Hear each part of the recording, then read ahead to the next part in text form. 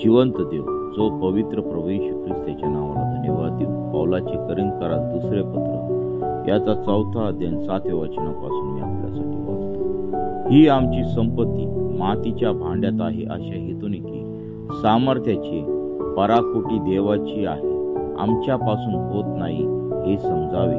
आम्हावर चहूकडून संकटे आली तरी आमचा कोण मारा झाला नाही. आम्ही घोटाळ्यात पडलो तरी निराश झालो नाही. आमचा पाठलाग झाला तरी परित्याग करण्यात आला नाही. आम्ही खाली पडलेले आहोत तरी आमचा नाश झाला नाही. आम्ही येशूचा वध सर्वदा शरीरात वागवितो अशा हेतूने की येशूचे जीवनही आमच्या शरीरात प्रगट व्हावे.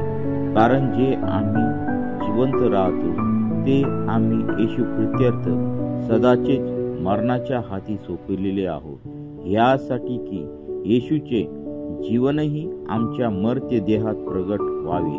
आम्हामध्ये मरण पण तुम्हामध्ये जीवन आपले कार्य चालविते. वाचलेले वचन देव बाप आशीर्वादित करो.